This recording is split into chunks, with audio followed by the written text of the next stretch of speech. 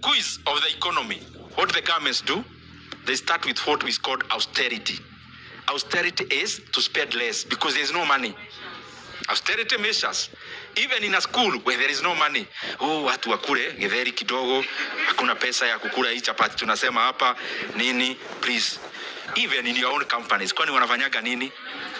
They coin some very nice jargons. Wakiwafuta kitu wanasema restructuring. Kumbe ni wewe unakuwa restructured. So, restructuring is what? Lowering expenses. Lowering expenses, you are an expense because you supply labor. Are you getting? So when the sovereign is done with austerity, there is no more austerity to be done. Sasa tumefika mwisho. They come to something else called redistribution. Redistribution is a nice term of saying taxation. Taxation means those ones you know. I want you to see the sequence even in Kenya. So when austerity is done, oh, we want to spend less, nini, nini. Then the next thing, these guys with some money who are salaried is the only people we can see in our books. And they are only 3 million. Weka kitu. Wauripe more because we have obligations. It's called redistribution. Redistribution is taking from this one we can see he has, we do something of a common good. You know, when you are taxed and the debt for the country is paid, you are also paying for the guy who was never taxed. So it's called redistribution. The last in that is usually called printing of money. That is usually the last. Printing of money is not a printer in the Raru. It is done through what is called monetary instruments. Which ones? One of the classic ones is this one we already having. It's called lowering of interest rates. Do you know what that does? Okay, you are here holding money, board. Aha, niko na board ya milioni 5 bana. Na bana nilipaga. But there is a month you are not doing. Every time interest rates are coming down, your wealth is coming down either way. And the money you are holding, that 1,000, is value gets lost every time interest rates is lowered. All that time, your money loses value. So money is printed through something called expansionary monetary policy. Cutting interest rates is one of them. Government purporting to oversupply money through spending, and especially if that money is again borrowed. So what we do is to go back to the same cycle again. So I'm telling you just where your money is. And the reason why is I stood up. When the markets are doing their gymnastics, interest rates, goodies, if I am holding a company share which is already undervalued, the value of that company is not going anywhere. If I'm holding this hotel, even if there is a recession, the much it can do is to affect my monthly income I was getting in this hotel. But the value of that hotel, ile mawe imejenga hii hoteli, hakuna hata moja itaondolewa juu kuna recession. Hoteli itakaa vile vile.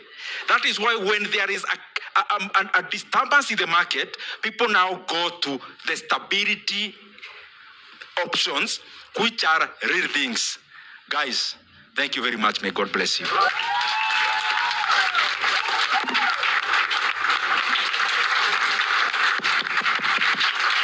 Thank you very much. Please let's give him an standing ovation and give him a better clap. Wale ambao wameketi chini. Okay, thank you very much. You can now be seated. We will only invite 3 questions from here, and that extreme end. So we have one here. I've seen one hand here, and the last one on this other side. Yes, please.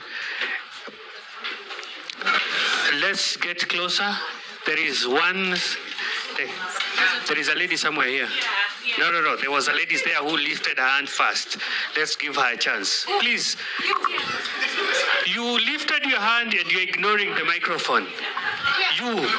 Oh, I'm sorry. It's a gentleman. I'm sorry. Forgive me. There There's a gentleman there. Kindly forgive me for that. I saw your hair and I thought it's somebody else. Forgive me. I think because of that, I'll ask 2 questions. No. You will ask one. Please ask one question. The time is off. Yes, I understand. Yeah. So my question is that historically, you find that risk assets, when they are up... Please come to the front. Come to this side. You start with your name. Yeah. Yes. And let us know whether you are a Rotaractor or a Rotarian or a guest. My name is Ran Silu from the great club of the University of Nairobi. So my question... Are you a Rotaractor? Yes, I am. Thank you. Rotaractor. Yeah. So historically, you find that risk assets go up and the stable assets, for example, gold and silver, go down. But at the moment, when you look at all the markets, the risk assets, for example, the stocks, the Nasdaq, Dow Jones, as he had said, are at the highest peaks that they've ever been. And when you check gold, even though there's been a small slump, you find that it's still at its highest peak ever historically. So my question is, why is that happening right now? And is it something that is quite fishy? Because it has never ever happened in the history of finance before. So that's my question. Thank you very much. We'll pick that question. Here.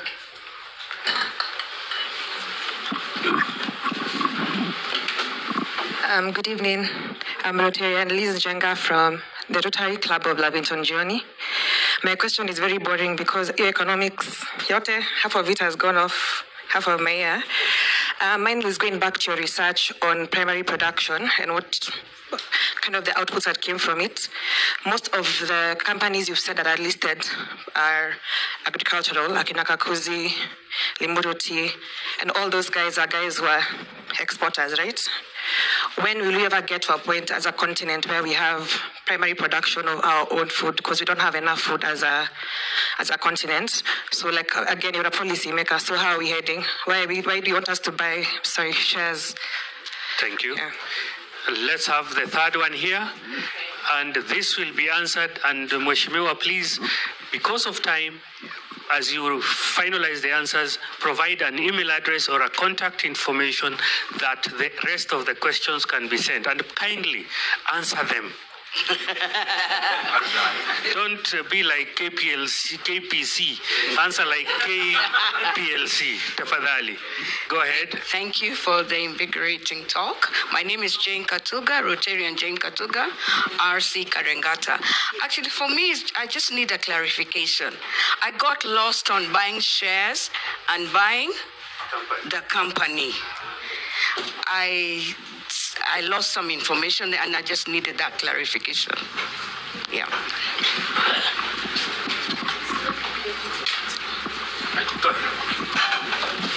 Thank you very much. Chairman, I know... sorry, our area you deal with Chairman. Mr. President, I request you, my 2 minutes of responding, my career cannot drive without him because he had his hand up. I share with him, have a second, because he supports our career. Okay. Again, my name is Mashere Gaido, Rotary Club of Ngong Hills.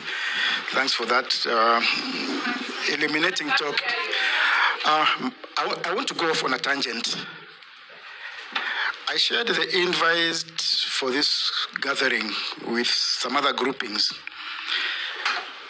And the first response I got was, Mheshimiwa is launching his presidential campaign. Are you?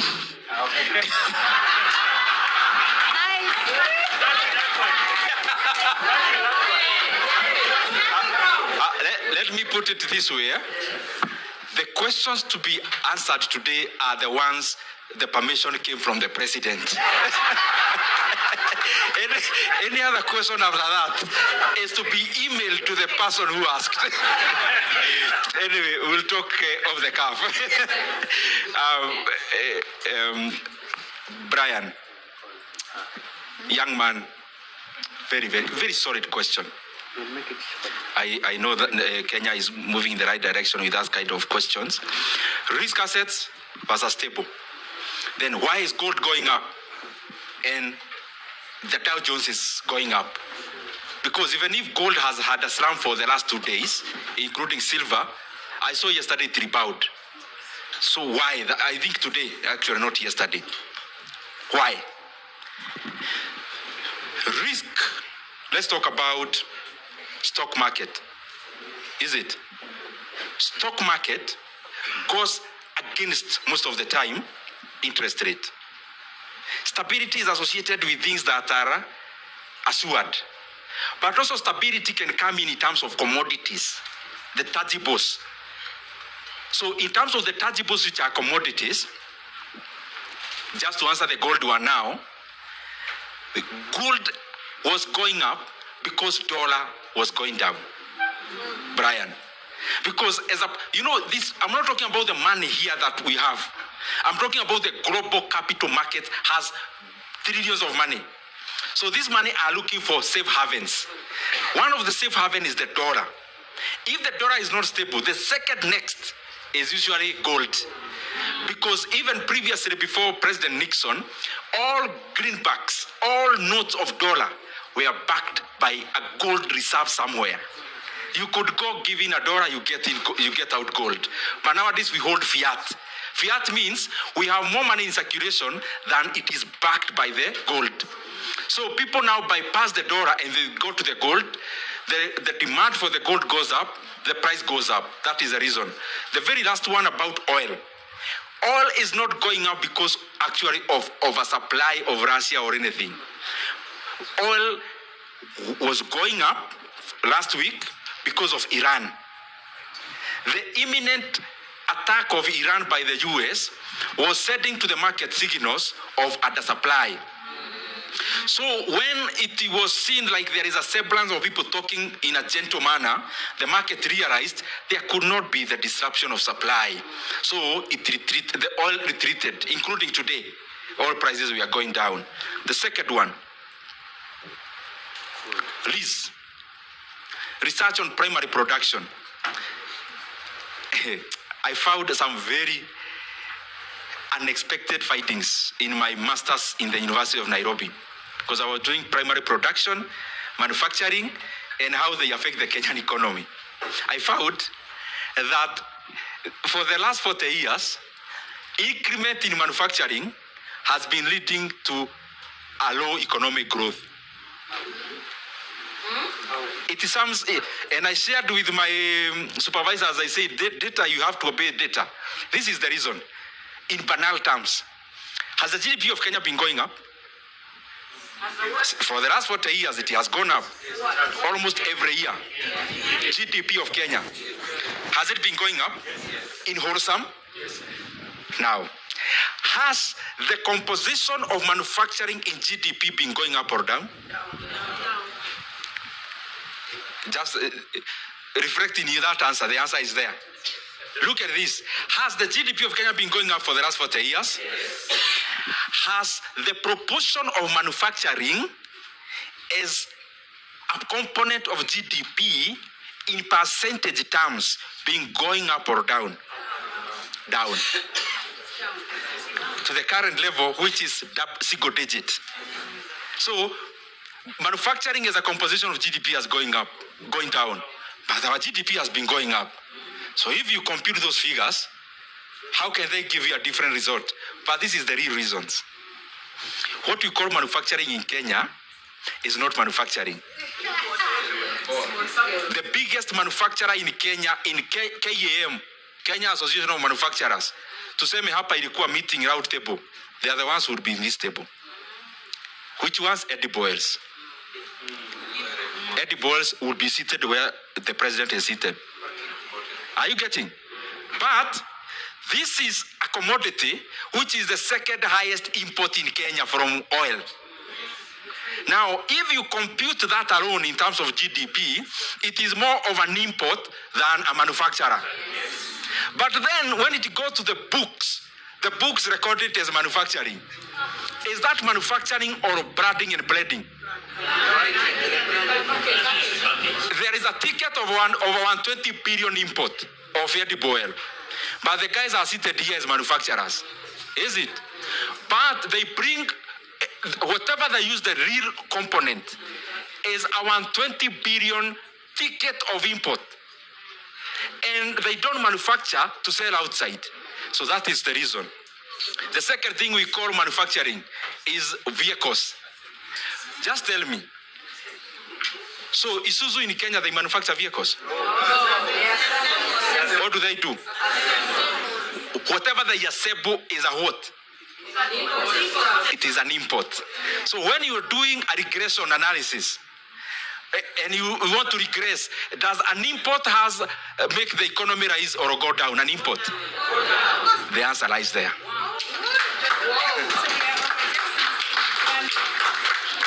Jane talked about clarification, buying shares versus buying companies. When you get time, read about Berkshire Hathaway and Warren Buffett. He's one of my guys. Those who are this. Warren Buffett and his company called Berkshire Hathaway. You can actually Google. Berkshire Hathaway, Warren Buffett is the man who founded it, with another one called Charlie Munger. But the company, the guy is now 97. He retired as a CEO this December when he was 96. As a CEO of a $1 trillion company. $1 trillion company. So, he says this, and I have taken it up also myself. When you are buying the shares of Kenya Power, of Kenya Pipeline, you must do the analysis like you are buying the entire company. When you are buying shares in Safaricom, don't talk about, sometimes people say, share inatoka 150, kama hii niliwaambia DTB, the price is 130. So when you tell a person, hey, share 130, si kuna shares zinatoka 5 bob, sitununue hiyo ya 5 bob. But you have not done the analysis, hii kampuni iko na how many shares? Because the share may be 100, but they only have 1 million shares. So the entire company is 100 million shares. But the share may be 1 shilling, but they have 100 billion shares. So the worth of the company is 100 billion. That comes to play when they are paying dividend. When you have more shares, you distribute dividend across many shares. When you have fewer shares, you distribute dividend across fewer shares. So when you are doing the analysis of buying shares, discard completely the issue of shares. Point to the issue of the company. And when you see the company, you could buy it. If you got the money by itself, then buy the share. Otherwise, Masari Agaido, I get you. And the very last one, President, in that Berkshire Hathaway, you realize something they did, because you called me about crisis and investments. In 2007, 2008, when Otedora was watching the TV and his heart was sinking, Warren Buffett was seated somewhere like this. Anapimia watu hivi.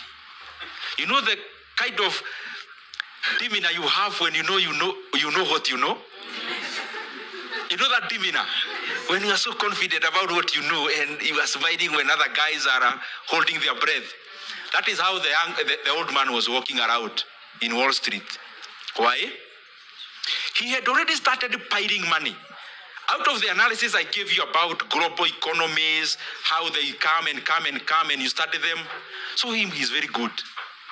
He actually have no expert in Berkshire Hathaway has 12 staff. Chairman, allow me. Just Google for me. The word President. Can you Google for me there? I'm allowing him. I'm pleading he allow me 1 minute. Google. Market cap of Berkshire Hathaway. Berkshire is B-R-K-I-E-O. Berkshire. Berkshire Hathaway. Market cap. Somebody with it? Market cap of Berkshire Hathaway? 1.03 trillion. $1 trillion. Because they have hundreds of companies. One of their companies, depending on where you Geico insurance in the US, Coca-Cola that you take, the highest shareholder is Berkshire Hathaway. Even this one you are taking today, you are putting money into the Warren Buffett's pocket today. Now between you and Warren Buffett, who should be giving you his other money? But you are here donating money to him. So he has thousands of companies. At some point, they were this investors in BYD. You know this car you are buying now in Kenya? He actually exited from that company last year after he had made money 30 times of what he invested. BYD.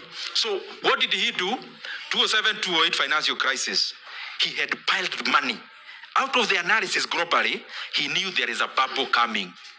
So the markets was running, and the guys could meet in the AGM of Berkshire. They asked them, you guys, shares are going up and you are not buying. You are buying cash. He was responding well to Tulia tu kidogo. 2007 came. The market crashed. But Warren Buffett had sacks of money. $1 billion waiting to snatch. When the markets went down, companies were begging him, invest even $1 in our company just to give the market confidence that you are good people. Because Warren Buffett just insinuating he's investing in your company was sending signals to the markets that you are not so bad. So he ended up buying Bank of America, Merrill Lynch, and other companies for a song. You know the way Safaricom is being bought for a song? By Vodacom? So Warren Buffett was buying these companies for a song. He bought all these companies. Afterwards, the company adabayo ananunua share $5 inapata inafika 80. That's how he's been able to accumulate that company to be a $1 trillion company. Guys, I am so grateful. Thank you very much. Thank you very much. We are coming to the close of the evening. I'll invite President Windrose for 30 seconds to move a vote of thanks.